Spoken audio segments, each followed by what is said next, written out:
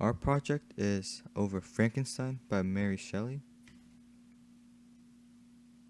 So first, we're going to look at the social commentary and how Mary Shelley makes a statement about society in Frankenstein. So one of the statements that Mary Shelley makes is she talks about the issue of discrimination based on outer appearance. So in the novel, this can be seen with Victor and the other people discriminating against the monster's outer appearance, and they never really get to take the time to get to know who the monster is and how he really wants to be like everyone else and have their compassion also. But everyone just runs away from him, and they never really get to know him. And in the real world, this can be seen with um, social class, as people don't really like to associate, or some people don't like to associate with anybody who doesn't have what they have, or they don't have, they aren't as wealthy as them. And this can also be seen with discrimination based on someone's skin color or ethnicity, which was a big problem in 2020 that caused the Black Lives Matter. Another social commentary that we found is gender discrimination or oppression. An example of this in the book is found when William dies to the monster. Despite that, they arrest and charge Justine, an innocent lady, with the murder of William. And Victor knows that William was killed by the monster, but despite that, um, Justine's cries and even Elizabeth's cry to him falls to deaf ears. Their attempt to try to achieve justice is not successful, which shows the social discrimination that Mary Shelley is trying to trying to present is how women are still being uh, discriminated against based on their gender, and this still happens today as there are there's many women around the world that are still trying to fight for basic human rights that we take for granted today. And even here, even though we've progressed so much in our laws about equality, there is still inequality in the workplace, especially with things like wages and the environment that women have to go through in the workplace.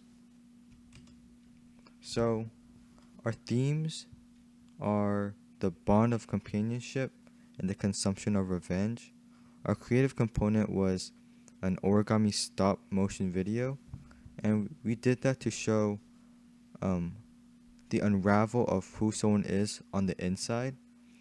Just an outer appearance of Frankenstein, but as we open up the origami in the stop motion, we look closer into what really makes human who they are through companionship and revenge.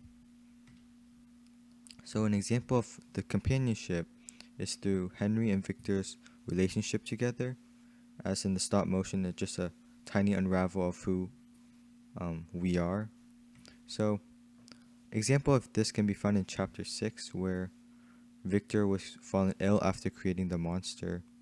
He states how, when I was otherwise quite restored to health, the sight of a chemical instrument would renew all the agony of my nervous symptoms. Henry saw this and had removed all my apparatus from my view. He had also changed my apartment, for he perceived that I had acquired a dislike for the room which had previously been my laboratory. This shows Henry's commitment and companionship toward Victor. He goes there to the school despite his father's wishes and takes care of Victor. He nurses him back to health and even changes out his room. This shows how important companionship is in the book and through life. That companionship allows healing, it allows support of others. Like it says in the other quote, Clerval had never sympathized in my tastes for natural science, and he is literally Literary pursuits differed wholly from those who had occupied me. Like, even though he didn't, he wasn't really interested in science, he still went to Victor, which shows companionship, and how important it is for us to be supportive of each other. This can also be seen in Felix and Safi's relationship and the monster's desire to have the same relationship. In the stop motion, the second flap shows a greater reveal into who we are.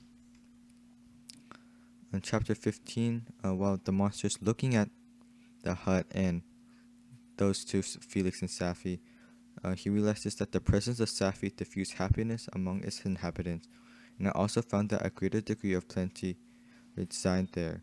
Felix and Agatha spent more time in amusement and conversation. Increase of knowledge only discovered to me more clearly what a wretched outcast I was. I endeavored to crush these fears and to fortify myself for the trial which in a few months I resolved to undergo. Chapter 15. So this shows how important companionship is. Even though Felix was treated harshly by the father of Safi, and even though Felix helped them escape, they still um, they're still together. They still run away together, which shows the importance of companionship and each other, as it allows people to become supportive of each other and allows happiness in their lives. And also, this is what differs from the monster, who is lonely, which causes him to become angry, and he desires to have companionship, but the loneliness just makes him um, just be able to not be able to experience love and joy. So that's why companionship is very important and an important theme. And another theme shown in the top part of Frankenstein's head as we transition from a more heart theme um to a more mindful theme of revenge. It can be seen when Victor chases the monster to the earth.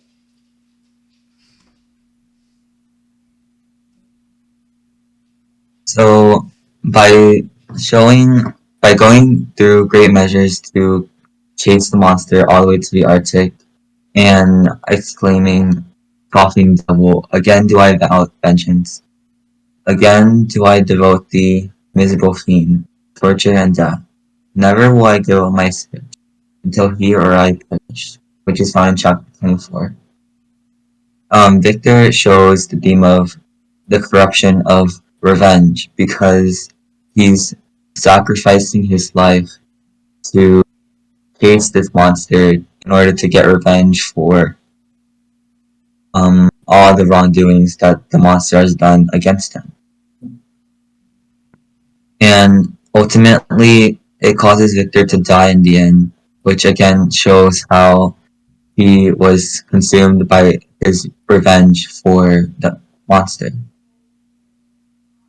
And and the chase to the Arctic also shows how the monster was consumed by revenge because blinded by his revenge against his creator, Victor Frankenstein, he did a bunch of actions in society he that he never wanted to do and never really intended for people to think of him as a murderous monster. So this shows how both Victor and Frankenstein were consumed by revenge. Um, I think I also like to add that at the end, the monster, when he realizes Victor has died, he realizes how he made some mistakes toward Victor, and he feels regret, which ultimately shows how corrupt revenge became and how corrupt and consuming it can be in others. Thank you.